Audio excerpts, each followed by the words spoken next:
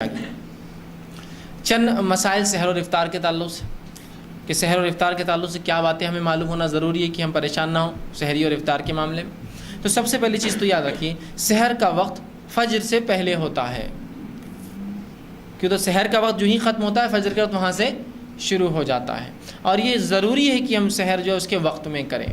ٹھیک ہے۔ تو سحر کا وقت فجر سے پہلے تک ہوتا ہے۔ اب یہ کب تک رہتا ہے تو اس کا پیمانہ بہت مشکل ہے۔ مختلف مقامات پر لوگوں نے ٹائم ٹیبل بنائے ہیں، چارٹس بنائے ہیں، نظام الاوقات بنائے ہیں، آپ اس کو فالو کیجیے، وہ زیادہ بہتر ہے۔ ہر زمین زمانے کے علاقے سے سورج غروب اور نکلنے کا معاملہ الگ ہوتا ہے، لہٰذا فجر کا وقت بھی ہر جگہ الگ ہوتا ہے۔ جہاں میرے ہندوستان کے اندر اگر فجر کا وقت جو ہے 4 پونے 5 بجے اگر شروع ہوتا ہے تو وہیں سعودی عرب کے لیے ممکن نہیں ہو سکتا، وہاں 3:30 بجے شروع ہوتا ہوں گا یا ختم ہو جاتا ہوں گا، ٹھیک۔ تو ہر جگہ جو ہے پیمانے الگ ہوتے ہیں، تو لہٰذا آپ کو زمین زمانے کے اعتبار سے یہ کام کرنا ہوگا۔ اور کچھ جگہ جو ہے یہ اور بھی تبدیل ہو جاتے ہیں، بہت جیسا جلدی ہوتا ہے، جیسے کہ کچھ جگہ فجر ہوں گی 2:30 بجے رات میں، ٹھیک۔ ایسے بھی علاقے ہیں کہ جہاں 2:30 بجے فجر ہوتی ہے اور 12 بجے عشاء ہوتی ہے رات کے۔ اول وقت عشاء کا 12 بجے ہوتا ہے، لیکن 3 گھنٹے کا ہی دن ہوتا ہے، صرف رات ہوتی ہے، صرف پھر دن نکل جاتا ہے، ٹھیک۔ تو بہت سے ایسے علاقے ہیں دنیا کے، تو اس معاملے میں آپ کو اعتبار کرنا پڑے گا اس علاقے کا، وہ علاقے میں ٹائم ٹیبل ہوتا ہے، اس کے مطابق آپ عمل کیجیے، ٹھیک۔ تو فجر سے پہلے ہم کو جو ہے یہ سحر جو ہے کرنا ہے، ٹھیک۔ سحر کرنا یہ بہت اچھا عمل ہے،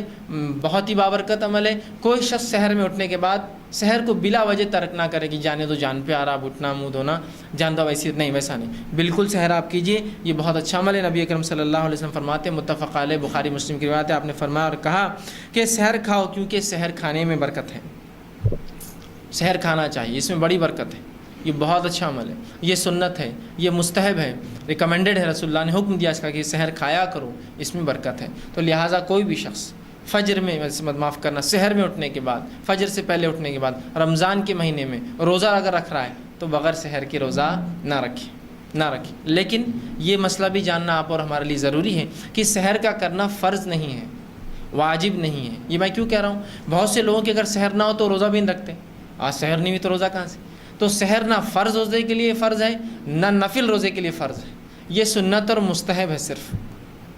بہت اچھا عمل ہے، بہت بابرکت عمل ہے، انتہائی ضروری ہے، سب کچھ ہے، لیکن فرض نہیں ہے۔ ورنہ بہت سے لوگ بولتے دیکھو یہ تو سحر کے منکر ہے، سحر کا نہیں بولتے۔ میں کہہ رہا ہوں کہ سحر بہت ضروری ہے، اچھا عمل ہے، مستحب ہے، کرنا چاہیے، سنت ہے، لیکن میرے بھائیوں فرض نہیں ہے۔ چھوٹ جائے تو روزہ درست ہے، ورنہ ایک فریضہ چھوڑ دیتے ہیں لوگ یہ علم نہیں ہونے کی وجہ سے، ارے یار سحر نہیں ہے تو آج کا روزہ نہیں رکھا۔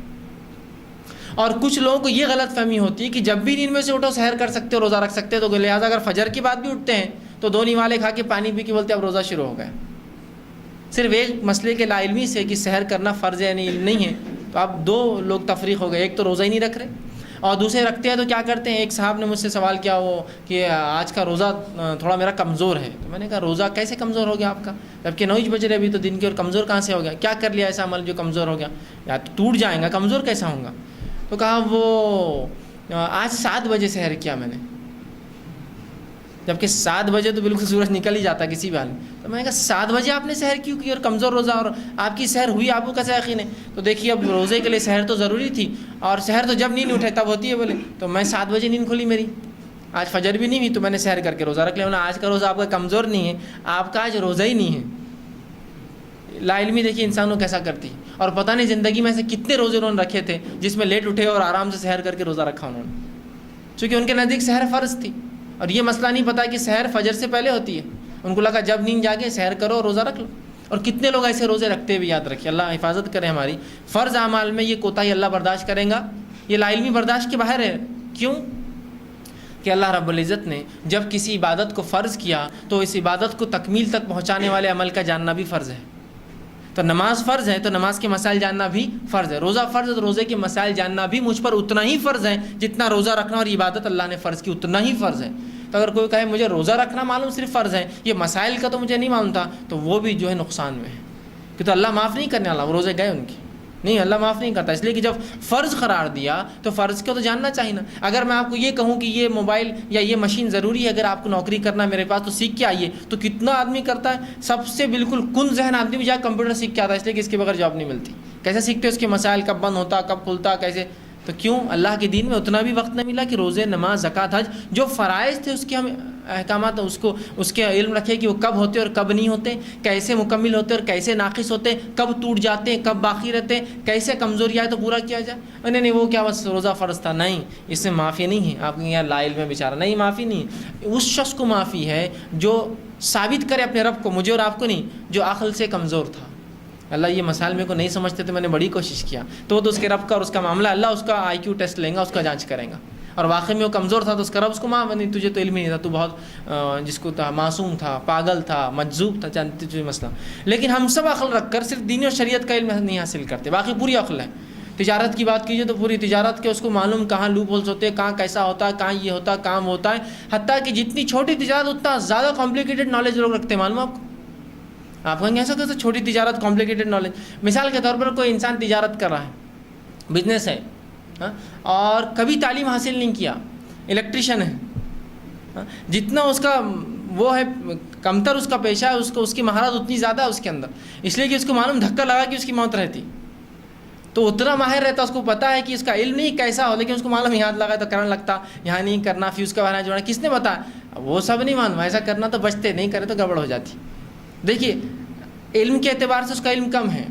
کام کے اعتبار سے اس کا کام چھوٹا ہے، لیکن کتنا کمپلیکیٹڈ نالج رکھتا ہے کہ ایسا کرنا پڑتا تو ہی ہوتا۔ بہت سے میکینکس ہوتے ہیں جو کبھی علم حاصل نہیں کرتے، نہ کوئی میکینیکل انجینئر ہوتے ہیں، نہ کوئی آٹو موبائل انجینئرنگ کرتے ہیں، لیکن صرف سیکھ لیتے ہیں اپنے استاد سے، برابر کرتے ہیں گاڑی درست۔ اور کوئی بہت بار تو بڑے بڑے انجینئروں کو سکھاتے ہو کیسا کام کرنا،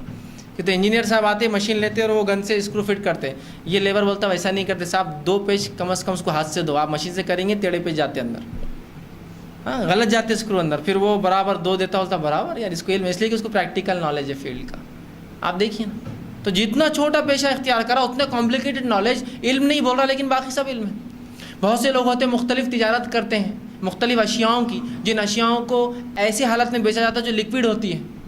تری کے فارم میں ہوتی ہے، دودھ بیچا جا رہا ہے، گیس تیل بیچا جا رہا ہے، پیٹرول بیچا جا رہا ہے، اور مختلف آئل بہت چیزیں بیچے جا رہے ہیں کمپلیکیٹڈ، لیکن برابر اس سے معلوم ہے کہ اس کو 2 نمبر کیسے کرنا ہے، اس کو بڑھانا کیسے۔